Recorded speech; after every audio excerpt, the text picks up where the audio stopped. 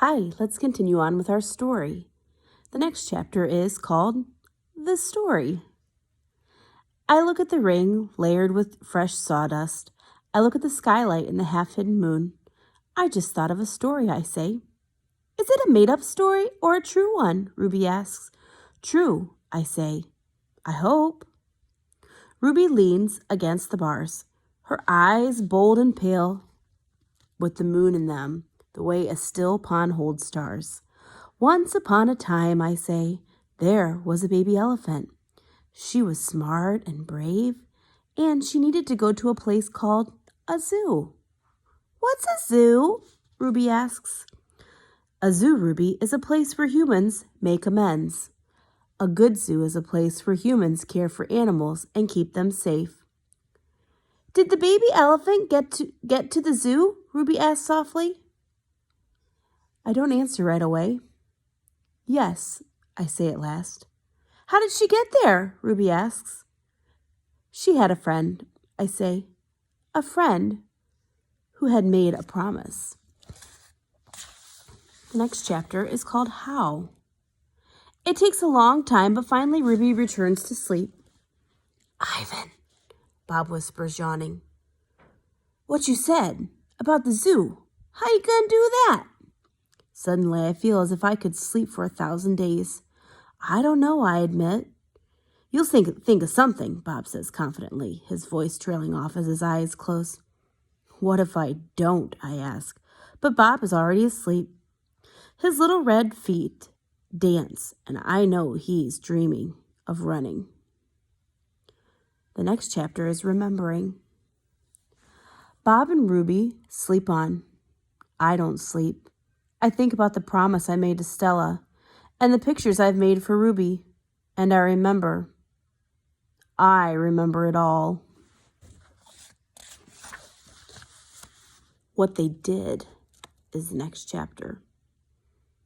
We were clinging to our mother, my sister and I, when the humans killed her. They shot my father next. Then they chopped off their hands, their feet, and their heads. That's terrible. The next chapter is called Something Else to Buy. There is a cluttered, musty store near my cage. They sell an ashtray there. It is made from the hand of a gorilla. Another Ivan. When morning comes and the parking lot glimmers with dew, I see the billboard on the highway. There I am, the one and only Ivan, bathed in the pink light of dawn. I look so angry with my furrowed brow and clenched fists. I look the way my father did the day the men came. I am, I suppose, a peaceful sort. Mostly I watch the world go by and think about naps and bananas and yogurt raisins. But inside me, hidden, is another Ivan. He could tear a grown man's limbs off his body. In the flicker of time it takes a snake's tongue to taste the air, he could taste revenge. He is the Ivan on the billboard. I stare at the one and only Ivan, at the faded picture of Stella, and I remember George and Mac on their ladders adding the picture of Ruby to bring new visitors to the Exit 8 Big Top Mall and Video Arcade. I remember the story Ruby told, the one where the villagers came to rescue her. I hear Stella's kind, wise voice. Humans can surprise you sometimes. I look at my fingers coated in red paint, the color of blood, and I know how to keep my promise. Days. During the days I wait. During the nights I paint. I worry when Mac takes Ruby into the ring. He carries the claw stick with him all the time now. He doesn't use it. He doesn't have to. Ruby isn't fighting back anymore. She does whatever Mac asks. Nights. I close my eyes. I dip my fingers into the paint. When I'm done with one piece of paper, I set it aside to dry. It's so small, just one sheet. And I'm going to need so many. I move on to the next, and the next, and the next. It's a giant puzzle, and I'm making the pieces one by one. By morning, my floor is covered with paintings. I hide the paintings under my pool of dirty water before Mac can see them. I don't want them to end up in the gift store selling for $20 a piece. $25 with a frame. These paintings are for Ruby, every one of them. Project. Ivan? Ruby asks one morning when I'm trying to nap. Why are you always so sleepy during the day? I've been working on a project at night, I tell her. What's a project? It's, a thing. A painting. It's a painting for you, actually, I answer. Ruby looks pleased. Can I see it? Not yet. Ruby pokes with annoyance at her roped feet. She takes a breath. Ivan, do I have to do the shows with Mac today? I'm afraid so. I'm sorry, Ruby. Ruby dips her trunk in her water bucket. That's okay, she says. I already knew the answer. It's not right. It's night again, and everyone's asleep. I look at the picture I've just made, one of dozens. It's smudged and torn, a muddy blur. I place it beside the others lining my floor. The colors are wrong. The shapes are off. It looks like nothing. It's not what I was trying to create. It's not what it's meant to be. It's not right, and I don't know why. Across the parking lot, the billboard beckons, as it always does. Come to the Exit 8 Big Top Mall and Video Arcade, home of the one and only Ivan, mighty Silverback. If I could use human words to say what I need to say, this would all be so easy. Instead, I have my pots of paint and my ragged pages. I sigh. My fingertips glow like jungle flowers. I try again. Going nowhere.